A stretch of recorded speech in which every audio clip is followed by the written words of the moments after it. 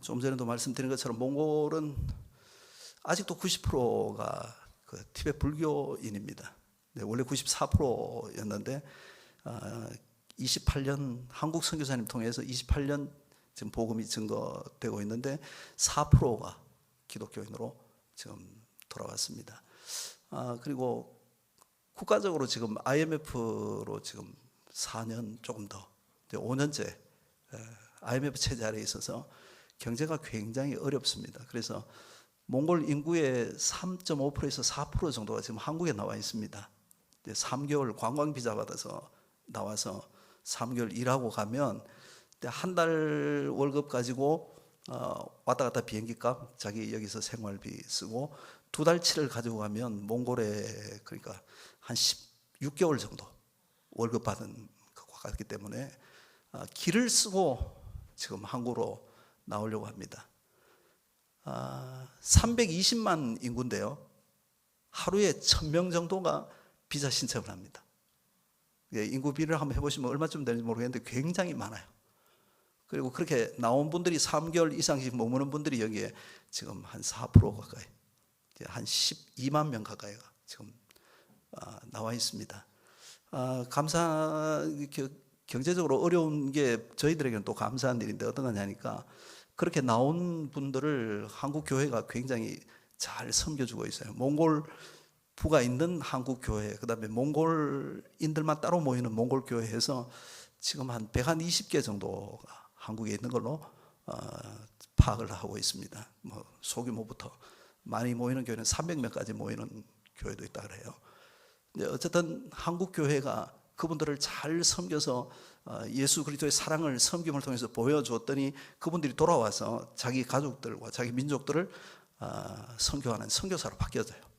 돈 벌러 오는데 왔다 가면서 그렇게 바뀌어져 갑니다. 그 일에 한국 교회가 지금 귀하게 섬겨주고 있는 거 기억해 주시고 또 여러분 교회는 14년째 저를 몽골에 보내놓으시고 기도하시면서 또 헌금을 통해서 함께 사역하는 일들을 하고 있습니다.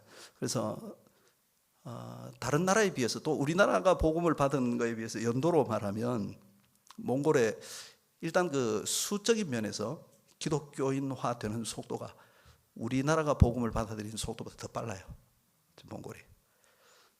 그리고 몽골 분들은 그 아시는 대로 징기스칸 후손이거든요. 말 그대로 징기스칸 후손입니다. 그래서 2인자 노릇을 아무도 못해요. 다 1인자입니다. 몽골은. 2인자 노릇을 전혀 못해요. 그래서 전부 앞에 서야 되고 굉장히 용감해요. 근데 그분들에게 복음을 제대로 잘 접목을 시켜놓으면 목숨 걸고 합니다.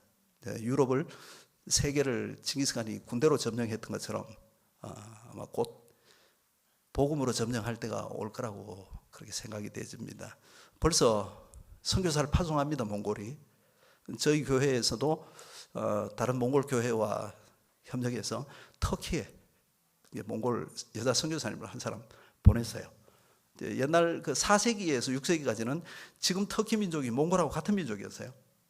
그래서 몽골 사람들은 지금도 그 터키도 마찬가지고 서로 한 민족이라고 생각을 하기 때문에 이슬람권인데 몽골 사람들을 쉽게 받아들여요. 근데 거기에 지금 몽골 분들이 꽤 많이 가 있는데 이 여성 교사님 거기 가서 지금 복음을 증거하면서 몽골인 그다음에 터키인을 상대로 복음을 증거하고 있고요. 주변 탄자가 들어간 나라가 몽골 주변에 많아요. 뭐 카자흐스탄, 뭐 키르기스탄, 우즈베키스탄. 이게 탄자 들어간 나라는 다 이슬람권 나라거든요.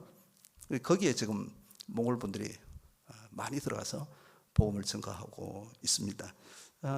이 일에 그 여러분들이 저를 통해서 신학교를 섬겨주는 일로서 그 일을 지금 하고 있습니다. 몽골 장로교 신학교라고 하는데요. 우리 교단이 우리가 속해 있는 합동 그리고 부산 지역을 중심으로 되어 있는 고신처 그리고 수원의 신학교에 있는 합신이라고 합신 이 세 개 교단은 장로교 중에서도 보수 성향을 가진 교단이죠. 그 교단 세 교단이 모여서 선교사님들이 몽골의 신학교를 설립을 했습니다. 몽골 장로교 신학교인데 우리 합동 측 선교사님 수가 거의 대부분이에요. 고신청하고 뭐 이런 교단은 몇 분 정도고 합동측이 거의 다 하고 있는데 귀하게 지금 섬겨오고 있어요. 근데 몽골은 종교대학이 교육부에서 법으로 허락이 안 됩니다. 몽골은요. 그래서 신학교도 그냥 학원입니다. 학원. 그래서 거기를 졸업하고 대학원을 한국에 와서 뭐 총신대학원이든지 고신대학원 하려고 해도 학교가 안 돼서 못해요. 그래서 저희들이 그 대구에 있는 대신대학원 분교를 그 학교에서 좀 받으려고 교습을 하고 있는데 최종적으로 우리나라 교육부에서 한국의 대학교가 외국의 분교로 허락이 안 된다는 결론이 나와서 못하고 지금 미국에 있는 신학대학원과 신학대학교가 그 조인을 해서 공동 학위를 주고 있습니다. 그러니까 미국 학위를 받아요.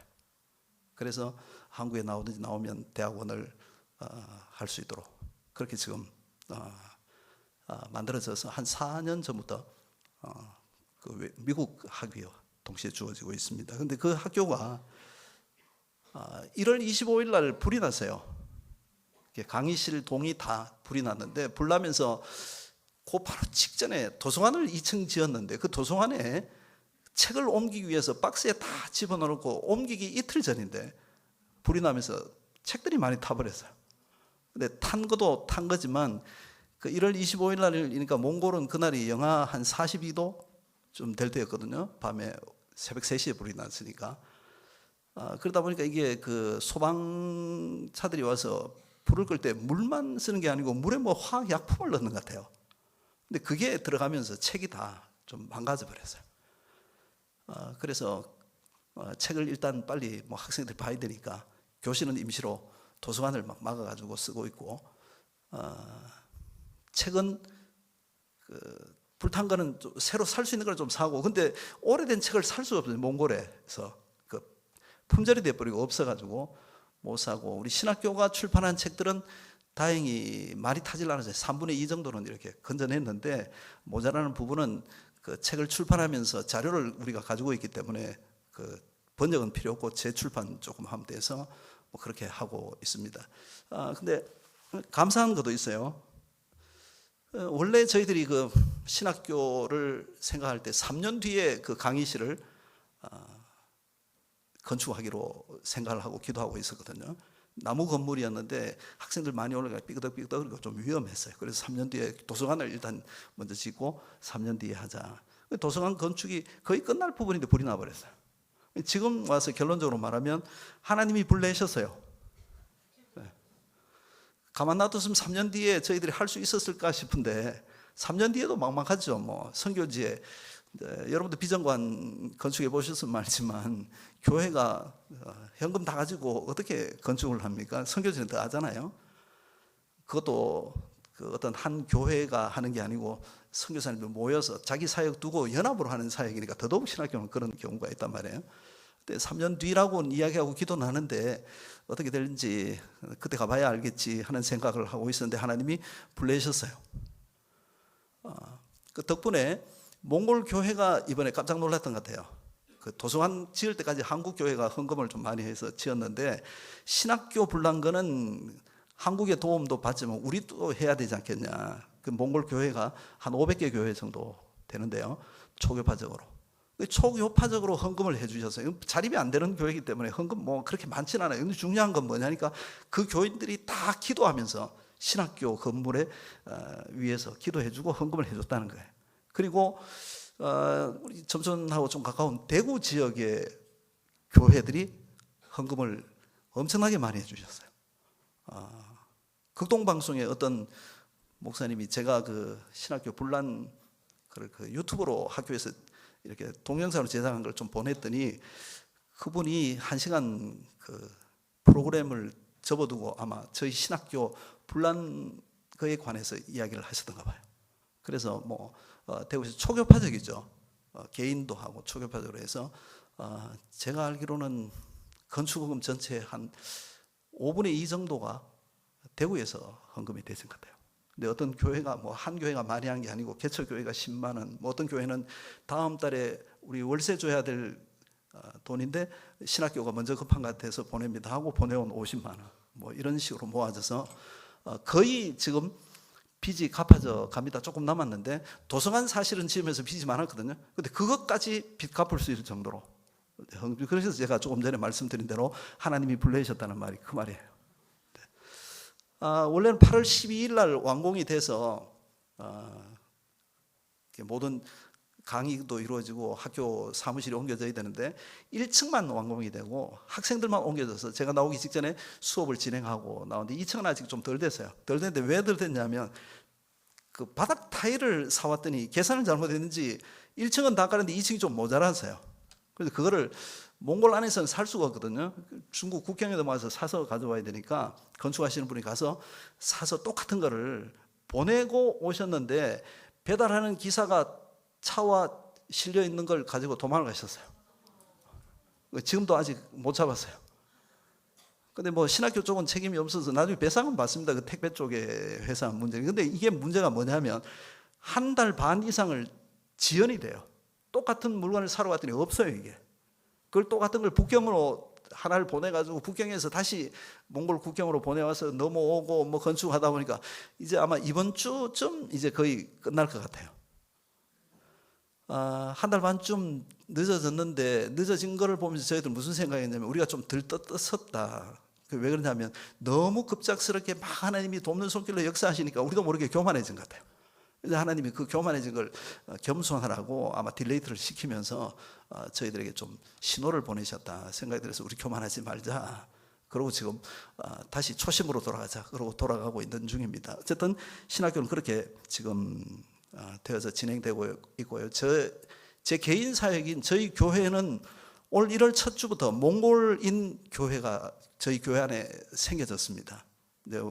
제가 한인교회잖아요. 한인교회인데 다문화 가정으로 이루어져 있기 때문에 몽골 분들이 원래 좀 교회 안에 많아요. 우리 한국분 부인들인 분들요. 저희 교회 뭐 등록 교인들이 처음부터 그 남편은 한국분, 부인은 몽골분 이런 분들 중심으로 등록이 되어 있는 교회이기 때문에 원래 몽골 부인들도 많았는데 또 이제 좀 전에 말씀드린 대로 한국에 일하러 왔다 가신 분들이 여기서 신앙생활하고 와서 자기 가족들 데려오시는데 그 당사자는 한국말을 아는데 데리고 온 가족은 한국말을 전혀 몰라요. 저희 교회는 한국말로만 설교하게 돼 있어요. 통역을 못하게 돼 있다고. 근데 그러다 보니까 오신 분들이 힘들어요. 그래서 몽골인 교회로 보내려고 하니까 또 한국 분들하고 교제하는 게 그렇게 좋다네요. 안 가시려고 그래요.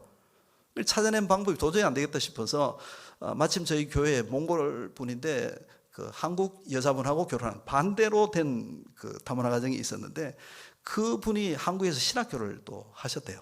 그래서 그분이 앞으로 개척을 하고 싶은 마음도 있다 그러고 이래서 그러면 우리 교회가 그 일을 하자. 그래서 교회 나오시는 분 중에 한국말을 50%, 제 설교를 50% 정도 이하로 알아들을 수 없는 분들은 몽골인들 따로 드리는 예배에 가게 하는. 그 대신에 강제로 하지 말고 끝까지 못 가겠다 그러면 그냥 두고. 근데 물어봤더니 왜 안 가시고 여기 있냐니까 분위기가 좋아서요.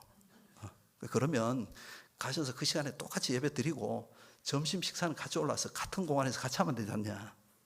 그렇게 해서 좀 설득을 계속 시키고 있는 중입니다. 지금도. 그러나 몽골인 예배가 지금 예배 드려지고 있고 그렇게 교회가 진행됩니다. 그리고 좀 전에 말씀드린 것처럼 몽골 분들이 자꾸 많아지니까 주일학교 예배 가서 봤더니 유초등부 애들이 한 40명쯤 나오는 것 같은데 30명이 몽골 애들이에요. 근데 한국 우리 그러니까 다문화 가정의 애들도 한국 애들로 치고 완전히 이제 다 한국분인 부모님 가정의 애들 해서 그렇게 해도 10명밖에 안 되고 나머지는 다 자기 엄마 아빠 따라서 온 또 몽골 애들이라서 주일학교가 지금 다국적군으로 지금 몽골 대학생들 중에 한국어과 전공한 대학생들이 1부 예배를 드리고 2부 예배는 주일학교 와서 섬교하는 이런 일들로 지금 진행이 되어져 가고 있고요. 한인교회인데 저희 교회 출석하는 인원수로 보면 한국분들이 한 60%, 40%는 몽골 분들로. 근데 이게 점점 가면 몽골 분들이 더 많아질 것 같아요. 조금 더 가면 이제 제가 교회 사임하고 몽골 목사님을 세우면 되겠다는 생각이 요즘 가끔 들어요. 몇 년 지나면 아마 그렇게 되는 게 맞겠다 하는 생각도 좀 들고요. 교회가 여러분 기도 덕분에 또 이렇게 잘 성장을 해 가고 있고, 신학교도 기도해 주신 대로 그렇게 하나씩 진행되죠 가고 있습니다. 몽골 기억하시면서 기도하실 때마다 좀 그 열악한 환경 속에 있는 것은 틀림없어요. 제가 나올 때 지난달 19일 날 나왔는데, 나올 때 영하인 거 보고 나왔거든요. 여기 오니까 29도인가 해가지고 더 죽는 줄 알았어요. 지금도 전 뭐 등에 막 땀이 줄라는데, 여름 옷 입고 짧은 와이셔츠 입은데도 지금 이렇거든요. 체질이 이제 몽골 체질이 돼 버려가지고, 습도 없는 나라에 살다 보니까 습도인데 오면 이게 감당이 잘 안 돼요. 잘 안 되는데, 일단 몽골은 뭐 눈이 많이 와 있고 지금 뭐 그런 상태입니다. 한번 눈 오면, 많이 오는 건 아닌데 오면 날씨가 많이 춥기 때문에 내년 4월까지 눈이 안 녹아요. 그래서 하얗게 그냥, 지금은 아직 아닙니다. 녹았다 좀 이렇게 하다가 11월 달 좀 들어가면 오는 눈은 그 다음에 4월까지 안 녹아요. 근데 한 5개월 6개월은 들판이 하얗습니다. 여러분들이 보시는 몽골 뭐 정글의 법칙인가 뭐 이런 것도 배틀 트립인가 얼마 전에 몽골도 나왔던데 보니까, 그런 데서 보는 파란 거는 2달밖에 안 됩니다. 저희도 그때는 밖에 나가서 좀 이렇게 좀 초원에서 좀 뛰고 보내야 되는데, 그때는 또 단기 선교팀들이 몰려오는 시기가 돼서 이게 또 요즘은 추석까지 오세요. 그래서 저희들은 뭐 TV에서 오히려 몽골에 살면서 그걸 봅니다. 여러분이나 저나 똑같습니다. 어쨌든 몽골은 열악한 환경이지만 그 속에서 복음이 지금 그렇게 진행이 되어 가고 있고, 외국 선교사님들이 거의 떠나셨어요. 이게 겨울철에 제일 추울 때 영하 한 50몇 도 내려가고, 여름에는 또 사막, 고비 사막이라고 아시잖아요. 그게 몽골에 있으니까 그 고비가 있어서 여름에는 또 온도가 많이 올라가요. 영상 38도까지 올라가고, 그러니까 1년에 거의 90도 차이 나거든요. 그러니까 전부 다 병이 다 걸려 있어요. 근데 한국 선교사님들 제가 조사해 봤더니 70%가 대상포진 다 걸렸어요. 저도 8년 전에 그랬고, 제 아내도 5년 전인가 4년 전인가 대상포진 걸리고, 그때는 대상포진이 뭔지도 모르고 무조건 아팠어요. 약도 없고 몽골에. 지금도 대상포진 약은 한국에서 가져와야 되니까요. 선교사님들 그냥 생으로 아팠어요. 그 나중에 저는 아프고 난 다음에 대상포진이라는 병이 있는 줄 알았어요. 이게 뭐 비단 몽골만 그렇겠습니까? 한국 아닌 선교지의 거의 대부분 그럴 거예요. 더운 나라는 더운 나라대로, 추운 나라는 추운 나라대로. 떠나보니까 제가 14년 됐는데 느끼는 게 뭐냐면 한국이 제일 좋다. 사계절 뚜렷하고, 말도 한국말도, 저희는 옆에 서 있으면 똑같아요. 한국 사람하고 몽골 사람들이. 근데 말해보면 다르고 생각은 너무 달라요. 달라서 제가 오늘 조금 길어지거든, 선교사님이 한국말 많이 하고 싶었는가 보다 그 생각하시고 좀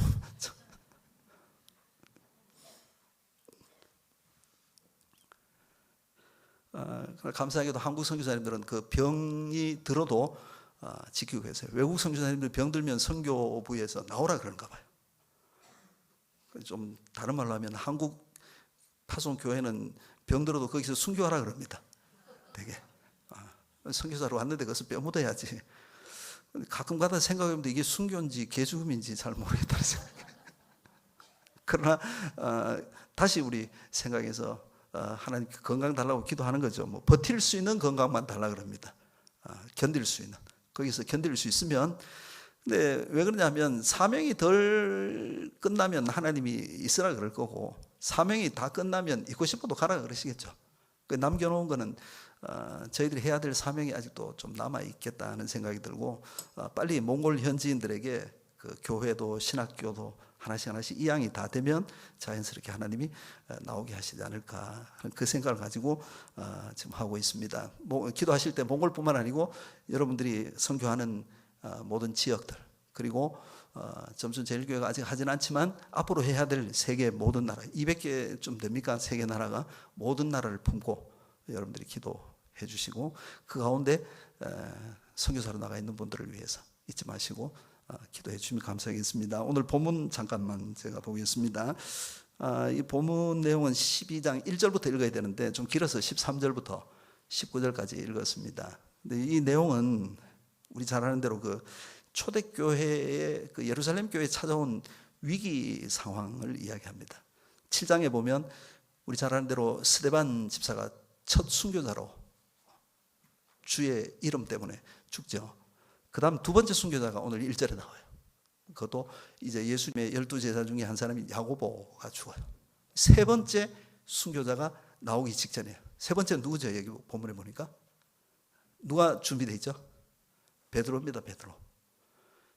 유대 종교 지도자들이 볼 때에 예수님 다음으로 베드로가 상징적인 인물이잖아요. 베드로를 처단하면 되겠다는 생각을 가지고 야고보를 죽인 다음에 베드로를 감옥에 가두었어요. 근데 마침 가두는 시기가 6월절이어 가지고 6월절에는 유대 종교력으로 그들이 볼 때 사형을 시키는 걸 좀 뒤로 미루거든요. 근데 그 찰나예요. 베드로가 갇힐 때 무교절, 유교절이었으니까 그 끝나거든 죽이자. 그 감옥에 가두었다고. 근데 오늘 본문 6절에 보니까 그러니까 왕이 그 유대 지도자들과 더불어서 끄집어내서 베드로를 죽이기 바로 전날 하나님이 찾아오셔서 천사를 동원해서 베드로를 감옥에서 놓여나게 하시는 그런 기적을 이야기합니다. 그런데 이 기적은 일어났으니까 그런데 일어나기 전까지는 초대교회의 굉장한 위기예요. 지도자 중에 대표적인 인물인 베드로가 지금 죽어야 되는 그런 순간을 직면하니까요. 그래서 이게 위기인 줄 알고 초대 예루살렘 교회가 이 위기 탈출 방법으로 찾아낸 게 뭐냐니까 5절에 보니까 기도하는 거예요. 기도. 5절 말씀 한번 보세요. 12장 5절. 같이 봅니다. 시작. 이에 베드로는 옥에 갇혔고 교회는 그를 위하여 간절히 하나님께 기도하더라. 기도했는데 이 기도대로 하나님이 천사를 보내서 베드로를 감옥에서 건져내셨습니다. 그리고 베드로가 어디로 가느냐 하니까 자기를 위해서, 감옥에 갇힌 자신을 위해서 마가 요한의 집에 모여서 사람들이 기도하는 그 자리로 가요. 근데 날짜는 시간적으로 이게 얼마인지는 잘 모르겠어요. 정확한 날짜를 이야기 안 했으니까 무교절 가운데에서 이루어진 일이라고 했으니까 이게 7일일 수도 있고 베드로가 감옥에 갇혀 있는 시간이 정확하게 얼마인지는 모르나 시간은 많이 지나갔어요. 그런데 그 사이에 예루살렘 교회의 성도들이 베드로를 놓고 간절하게 기도했다는 거예요. 그들은 위기 앞에서 찾아낸 탈출 방법을 제대로 알았어요. 그러니까 정치인 찾아가지도 않고 유대인들과 타협하려고도 하지 않고 하나님께 기도해서 하나님이 해결해 주시기를 원하는 방법은 정확하게 찾았어요. 그런데 그 방법대로 하나님이 응답해 주셨어요. 그래서 베드로가 노임을 받고 13절에 어디로 갔죠? 베드로가 대문을 두드렸어요. 무슨 대문이죠? 자신을 위해서 기도하고 있는 마가 요한의 집 대문이었어요. 자, 문제는 여기서부터 일어납니다.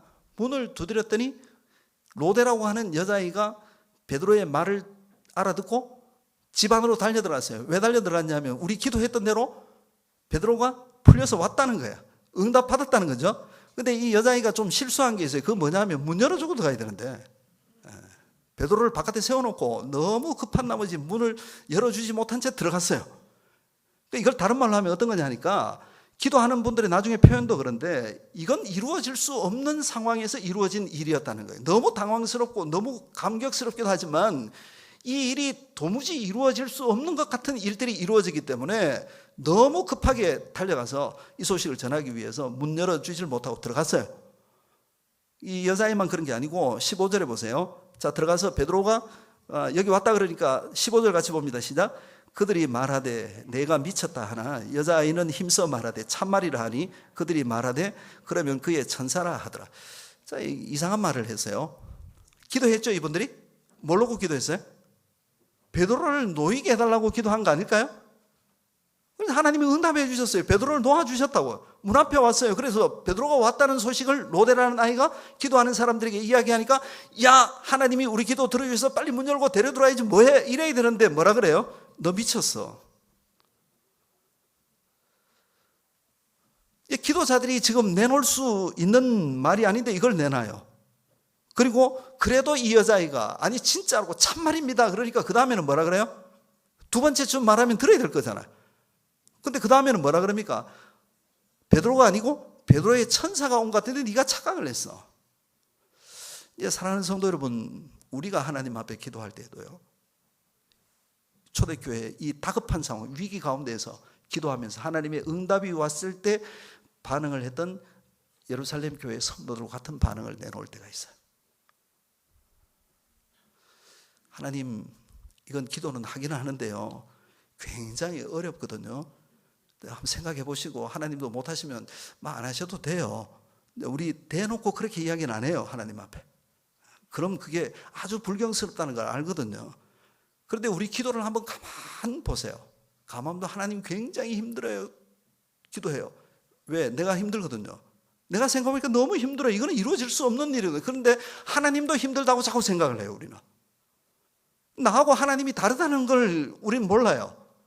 나는 힘들어요. 우리는 힘들어요. 분명 우리는 피조물이고 할 수 없는 게 더 많은 사람이고요. 하나님이 허락하지 않으면 손가락 하나도 움직일 수 없는 존재가 우리라는 걸 우린 잘 알아요. 그러나 하나님은 달라요. 하나님은 창조주세요. 모든 것을 만드신 분이고 말씀 한마디로 만드셨어요. 흙으로 빚어서 우리를 만드신 분이에요.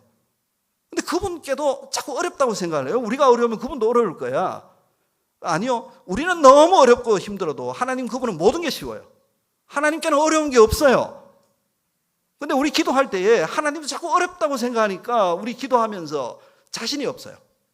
하나님을 전적으로 신뢰하지 못하는 이런 일들이 생겨진다고. 오늘 여기에 등장하는 로데라는 아이와 다른 사람들을 보면 이게 판명하게 드러난다고 보여져요. 로데라고 하는 아이는 굉장히 단순해요. 하나님 앞에 기도했더니 왔어. 하나님이 응답해 주셨어. 그걸 이야기하는 거고, 다른 사람들은 뭐라 그래요? 너 미쳤어. 아니면 베드로의 천사일 거야. 그 말은 무슨 말이죠? 그거 우리 기도하기는 하는데 하나님 그거 들어주실 리가 없어. 마가복음 11장에도 예수님 앞에 자기 아들을 고쳐달라고 데리고 온 아버지의 이야기가 나오죠. 할 수 있거든 이 아이를 고쳐달라. 근데 하나님 주님 뭐라 그래요?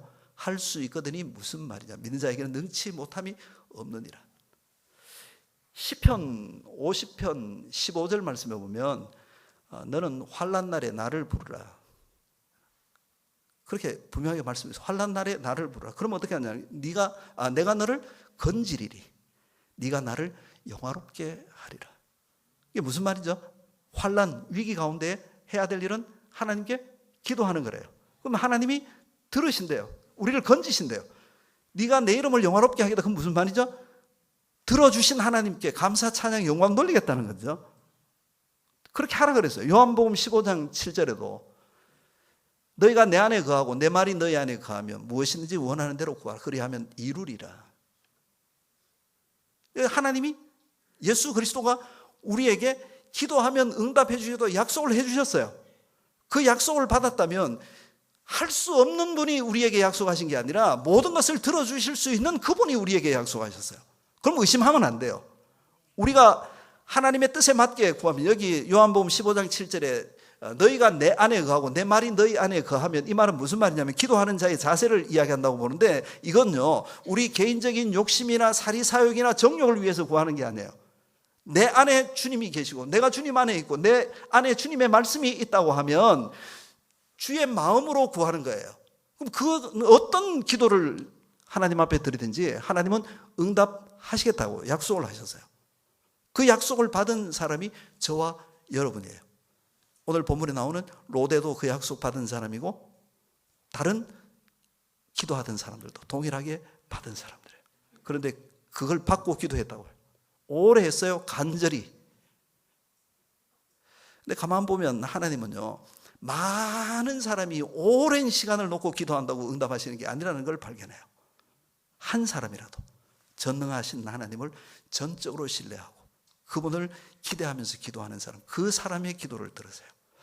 제가 신학교 입학하고 얼마 안 됐을 때 같은데 도서관에서 책을 읽다가요, 학교 도서관에서 책을 읽다가 책 중에 하나, 글을 하나 읽은 게 있어요. 언제 일인지는 잘 모르는데 우리나라의 시골 교회에서 있었던 이야기인데, 그 한 해 너무 가물어서 그 농촌 교회가 속해 있는 그 지역이 하여튼 뭐 벼를 심어놨는데 이게 다 땅이 턱턱 갈라지고 말라 비틀어져 가고 원래 농사 큰일 났다 싶은 이런 일들이 계속 이어져요. 비가 와야 될 장마철이 지나가도 장마도 없고 그에는 그래서 동네 사람들이 예수 믿지 않는 사람들이 기우제를 지내고 별일을 다 하는데도 여전히 하늘은 쨍쨍해요. 그 교회도 기도했겠죠 물론. 근데 한 주일에 목사님께서 주일 낮 예배 마치고 성도님들에게 그때는 지금 점순제일교회처럼 다 저녁 예배 드릴 테니까 저녁 예배 전에 우리 교인들이 우리 동민들을 위해서 우리 자신들을 위해서 하나님 앞에 비를 달라고 함께 기도하자 우리. 그래서 주일 학생부터 어른들까지 다 데리고 산에 올라가세요. 목사님이 교회에서 기도해도 되지만 우리가 동민들을 위해서 기도하는 모습을 보이고 동민들도 우리 기도하는 모습을 보고 좀 힘을 내도록 하자. 그래서 산에 올라갔어요. 얼마나 기도했는지 잘 모르겠어요. 한참 기도하는데 갑자기 빗방울이 뚝뚝 떨어지기 시작하는 거예요. 비가 떨어지니까 얼마나 좋겠어요. 우리 기도 들어주셨다고 하나님 앞에 막 박수치고. 근데 이게 빗방울이 처음 조금 몇 방울 떨어질 때는 좋았는데 이제 소나기로 바뀌어지기 시작하니까 그 가운데 일부가 아니 응답을 주셔도 우리가 집에 내려가거든 비를 주시지 그러시냐고. 이게 기도하는 사람들의 자세 중에 하나인 것 같아요. 자기도 모르게. 그렇게 그러면서 뭐 나무 밑으로 숨고 있는데 이 비가 억수같이 쏟아지는데 나무 밑에 이게 피해집니까? 근데 가만 보니까 초등학교 한 5학년, 6학년쯤 되는 여자아이가 그 옛날에 그 비닐 우산 있죠. 그걸 탁 펴더니 우산을 탁 쓰고 비를 피하는 거예요. 어른들이 깜짝 놀랐어요. 걔 보고 물었어요. 야, 하늘이 짱짱하고 해가 떠서 비 한 방울도 안 내릴 것 같은데 넌 어떻게 우산을 준비했냐고. 그랬더니 걔가 어른들 보고 하는 말이 아니 하나님이 비를 주실 걸 믿고 기도하는 분들이 왜 우산을 안 가지고 오셨냐고. 사랑하는 성도 여러분, 우리가 하는 기도를 가만히 생각을 해보십시오. 그때 그 일이 사실이었는지 전 정확히 모르겠습니다. 책으로 봤으니까. 근데 사실이었다고 친다면요, 그 많은 분들이 그 산에 올라와서 기도해서 하나님이 응답해서 비 주신 게 아니라고 저는 믿어져요. 우산 준비한 그 한 해 때문에 하나님이 많은 분들이 함께 동역해서 함께 일들을 이루면 얼마나 좋겠어요. 그러나 지금까지 여러분 보세요. 성경의 역사에도 그렇게 된 일은 거의 없어요. 한 사람 아니면 소수의 사람들이 불씨가 돼서 그게 활활 타오르면서 하나님 역사가 이루어졌어요. 근데 그 불씨가 되는 한 사람이 굉장히 중요해요. 오늘 본문에 로데라고 하는, 저는 이 본문을 보면서 그 로데라고 하는 아이의 신앙이 베드로를 풀려나게 했다는 생각이 들어요. 이게 성경학자들 중에는 믿음 없는 게 아니라 그들이 너무 갑작스러운 큰일이 일어나서 그런 행동을 했다 그렇게 해석하는 분들도 많은데, 제가 이 본문을 곰곰이 보면서 보니까 이 로데라는 아이 이름을 여기 성경에 한번 딱 등장시키고 이 아이가 사라져요. 이름이 없어져요. 성경에 등장하지도 않아요. 근데 이 아이를 굳이 이렇게 내놓은 이유는요, 다른 사람들과 다르다는 걸 보여주기 위한 하나님의 목적 같아요. 역사 속에, 교회 역사 속에 이 아이 이름이 그 다음에 등장하질 않아요. 그러나 하나님은 로데라는 사람, 이 아이를 굉장히 소중하게 여기세요. 저와 여러분이 그런 한 사람이 됐으면 좋겠어요. 내기를 좀 하시죠. 예전에 제가 거꾸로 사는 사람이라는 설교를 하면서 그 내기 한번 여러분들에게 제안한 적이 있는데, 세상 기준과는 좀 거꾸로 주님 기준으로, 저는 몽골에서 여러분들 여기서 살면 나중에 주님 앞에 가서 한번 누가 잘 사는지 내기하자는데 오늘 하나 또 더 드리고 갔으면 좋겠어요. 그 한 사람으로 여러분들은 여기서, 저는 몽골에서 살아서 나중에 주님 앞에서 그 거꾸로 산 거하고 이거하고 같이 한번 내놓고 한번 이야기해 보죠. 주님이 얼마나 좋아하실까. 우리 그렇게 그 한 사람으로 산 모습, 다 주님의 말씀을 신뢰하지 못하고 약속 앞에서 의심하고 흔들리고 환경 보고 조건 보고 과거에 살아왔던 경험들, 이성의 판단을 가지고 안 된다고 할 때에 전능하신 하나님 그 한 분을 바라보고 하나님이 우리와 함께 하시면 하는 그 믿음으로 가는 그 한 사람이 저와 여러분 되기를 원해요. 그래서 그 모습으로 살았다고, 누가 더 잘 그 한 사람으로 사는지 주님 앞에서 내기한 이야기들을 지금 그때 주님 앞에서 하면 주님이 얼마나 기뻐하실까요? 그 기쁨을 주님이 웃으실 수 있도록 저와 여러분이 주님 앞에 그 웃음을 드릴 수 있는 사람들로 살아가는 그런 모습이 있기를 주님의 이름으로 소원합니다.